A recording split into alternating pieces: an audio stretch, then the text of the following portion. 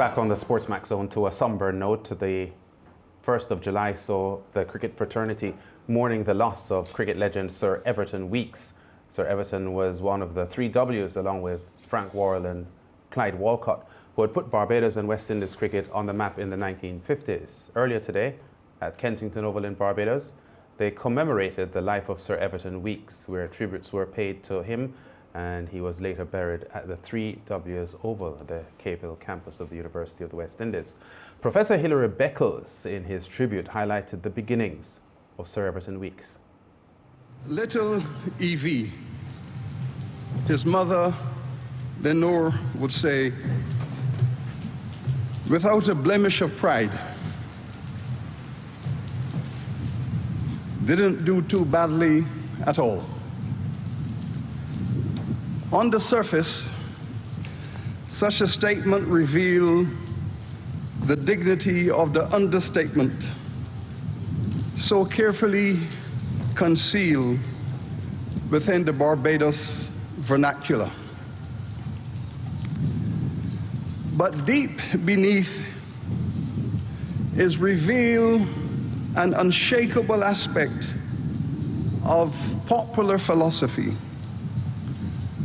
the unanimous indigenous rejection of hubris and an insistence upon the celebration of humility and gentility in the presence of greatness. And so here this morning, we are gathered to celebrate and salute that special gift of grace, gentility, and greatness. A consciousness so precise and profound as to be near extinction in this competitive culture of global humanity.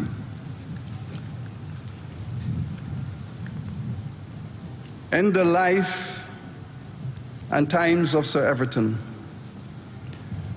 we were called to bear witness to the effect of this phenomenon in our midst. The volcanic eruption in Westbury village of a man, little in physical form and less so in monetary value, rising to become the greatest giant in a global world filled with giants, completing the near impossible climb to the top. Professor Sir Hilary Beckles, Vice Chancellor of the University of the West Indies, and a man steeped in black history, West Indies cricket history as well, and a platform for him this morning to talk about what Sir Everton Weekes meant to not only Barbados and West Indies cricket, but world cricket. Yeah,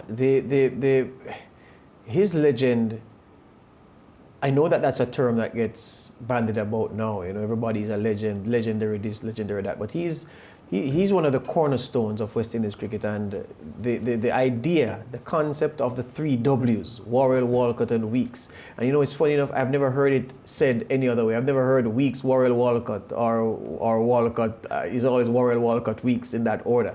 Yeah, Sir Everton Weekes was a phenomenal figure as a performer and as a reference point for West Indies cricket, giving West Indies cricket identity, identifying it for quality, for entertainment, for the sheer thrill of watching a team play cricket, for watching a man bat. He was that embodiment, and he represented what the West Indies was really all about for so long, and so much of our formative achievements as a cricketing power built on the back of Sir Everton's exploits. And so he leaves a rich legacy, and it's good that a legendary figure has a legacy that we can talk about. The children, well, those young now, those of my generation and of course of younger generations would have had a lot to see and read about what Sir Everton did.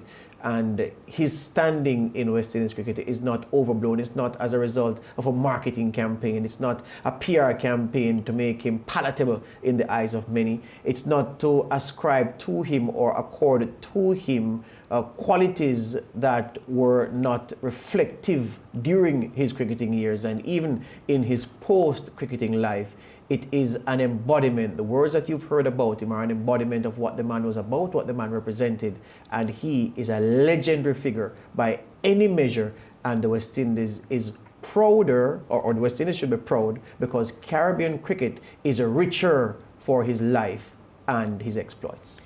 George and Lance, today when I was tuned into the funeral on the YouTube platform that was provided, you know, everybody had to talk about his scores, his records, you know, the numbers. A lot of people spoke about the numbers, but what stood out for me is when people gave their detailed account of their experiences with Sir Everton. He just came across as such a good man. Like, he touched the lives of so many people that he came into contact with. And I think, you know, achieving things are just one part of your life, but when you use your life to make somebody else's life better, that's when you have a definite true impact. Our very own Tino that we have on the show, when he talks about Sir Everton, you know, he speaks about memories that would live on in his life forever.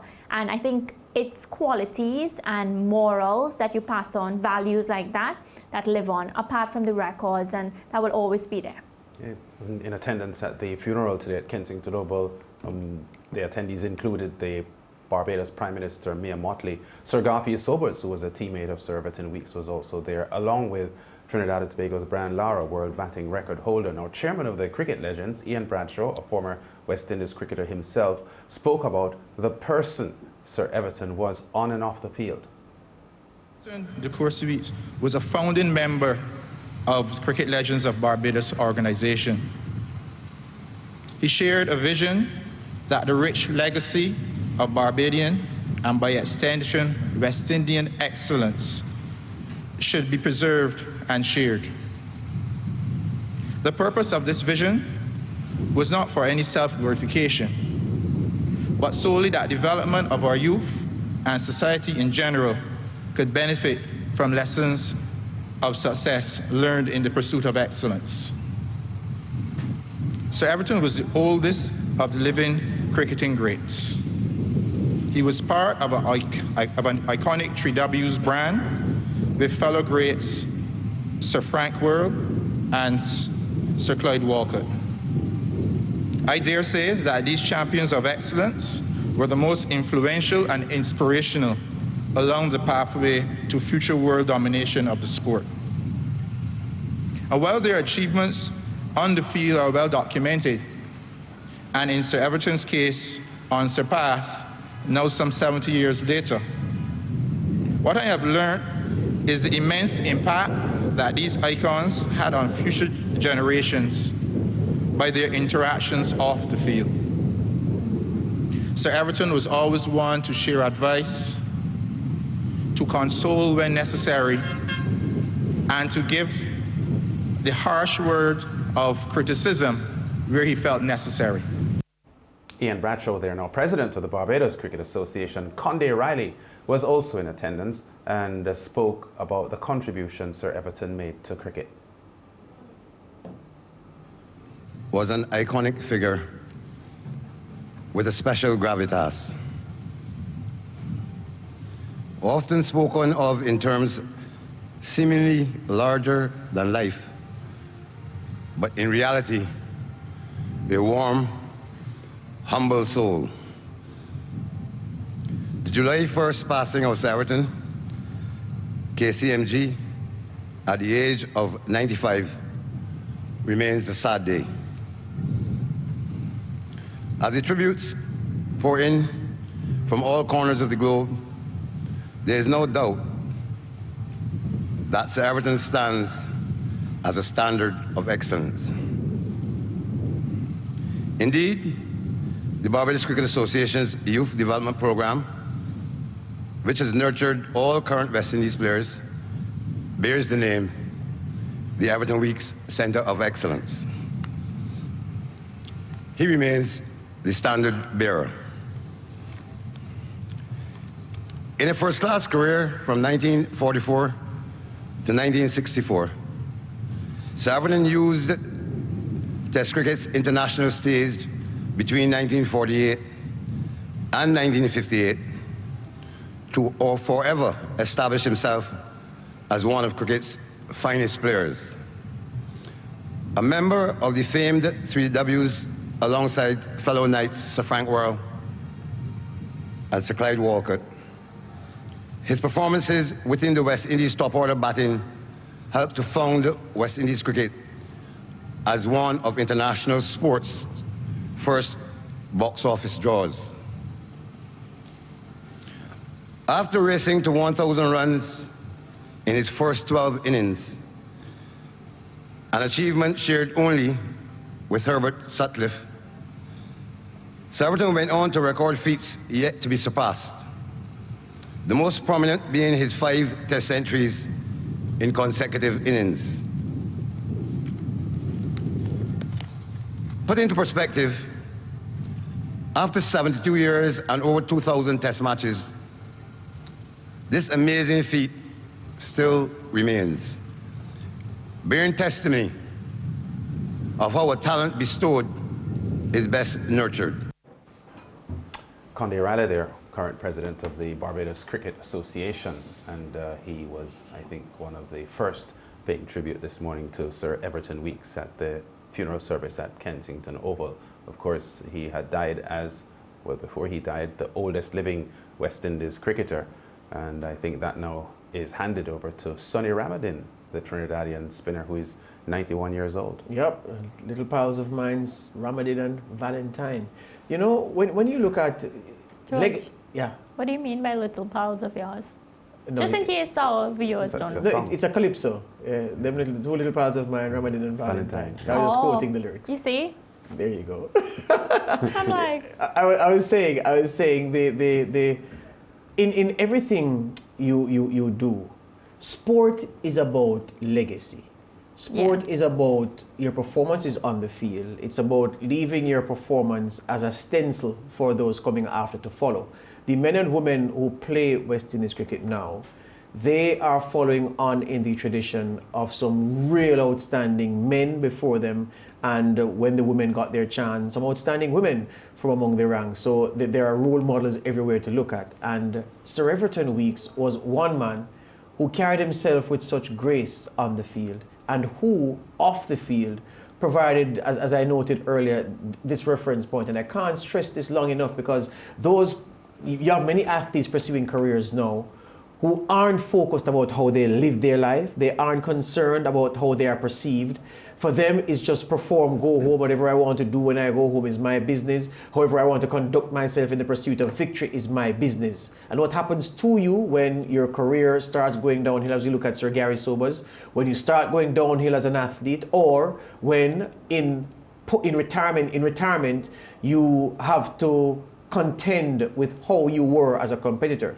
You don't have the same impact that a man like Sir Everton Weekes does, and it is a study. It's not an easy thing. It's not easy to be a gentleman or a real proper woman on the field, and then off the field to be the same thing. It's hard work. People want to let their hair down. People want to maybe get drunk. People maybe want to smoke up a joint in public. People may want to go to carnival or some soca fete and break out. No, that doesn't sound right. That sounds like acne. Broke out at a soca party. It's not easy to stay on the straight and narrow and to be an example for those to come after. And I know that there were people who say, well, there was this aspect of Sir Everton which wasn't commendable, but it's only a tiny bit, I would argue, because this man lived his life the right way. This man played his cricket the right way. And again, if this man were from another nation, the West Indians, knowing about him and knowing about his exploits at cricket, would have honored him. We should be doubly honored that he was one of ours, and because of the man he was in life, he is still one of ours, because there's only one thing that lives longer than people, and that's legacy. Definitely, and even when he passed, so many people from the international cricketing bodies, they reached out and they did send condolences. And again, he wasn't just limited to the Caribbean, he belonged to the world, and his legacy will continue to live on around the world. When we had our cricketing discussion in here, Sir Everton was a part of one of the teams, right, George and Lance? He was shortlisted. He was shortlisted for the batsmen 3 to 5. Definitely. Yes. And you remember how difficult that list is, even getting it to a short list. So later on in life, Sir Everton has passed now, but his name and his legacy will continue to live on, especially through competitions like that. We will continue to push forward the work that he has done. Yeah, just before we wrap this segment, George, you said something very important just now about how revered some of our iconic sports people are, globally. And sometimes we are with them here in the Caribbean and we don't recognize and embrace and herald them in the way that they should.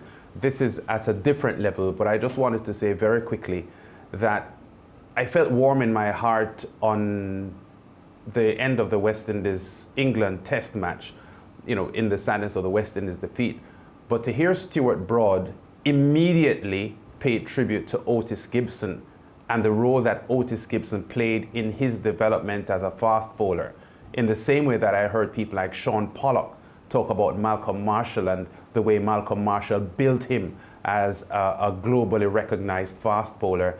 And sometimes I just wonder that I don't hear the same coming from our own people about these greats that are among us. So that is a bit of a sore point for me.